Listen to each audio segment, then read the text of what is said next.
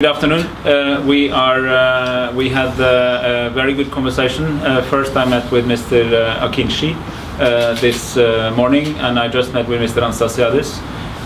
Once again, I want to say that we have had a complicated situation in the talks after Mont Pèlerin, which I previously said was a setback because we did not achieve everything we had hoped for there.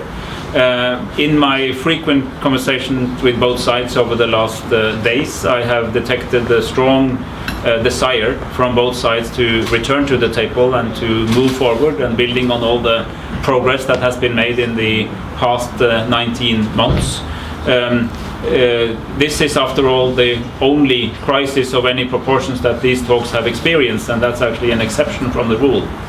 Now, in the conversations over the last days, including today, I feel that slowly, as we say in Cyprus, we are moving forward. And I think that within a reasonably short time, we'll be able to announce more about what is going to happen in the very near future when it comes to the talks. I cannot say more right now, but I hope to be able to do so later.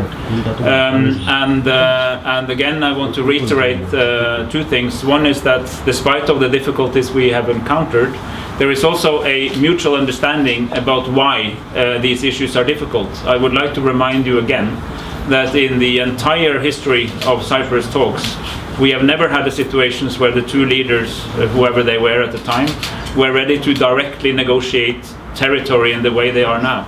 And it's a painful thing because it's painful both for those with lost lives in the past and lost places and those people who live in these places today. So I ask everybody to understand that this is a different type of issue than the composition of a certain body in government. But we're getting there, and I feel that it's what we already saw, particularly in Mont Pèlerin 1, was significant progress on this front, and we would like to build further on that progress when time is right. The other thing I would like to say is that I have been more worried over the last week and the last days about what's happening outside of the talks, because I always feel that with the commitment that Mr. Anastasiades and Mr. Akıncı both have to solving this, we would be able to find a way to come back to their dialogue as it once were.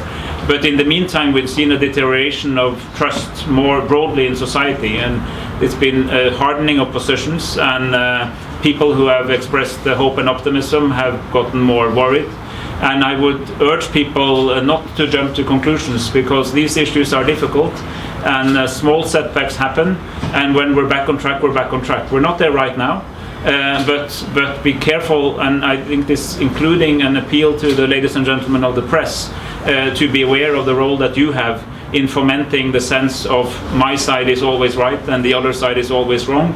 In most cases, that's not exactly the full story. So look behind the official picture and recognize that this is complicated for all parties, and there may be good ideas and less good ideas on both sides of the equation.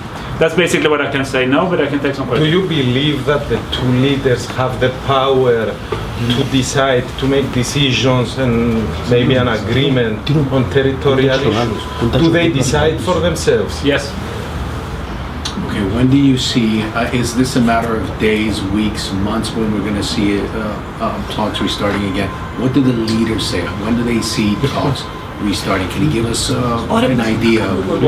Possible meeting between the two leaders, first of the Mont Pèlerin. Well, this is exactly the type of thing that I'm saying that I might be able to give you soon, but not right now. Is it gonna be a social meeting, the first step?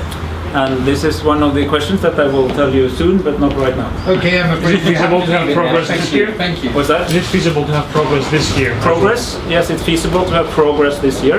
What progress means, we will see.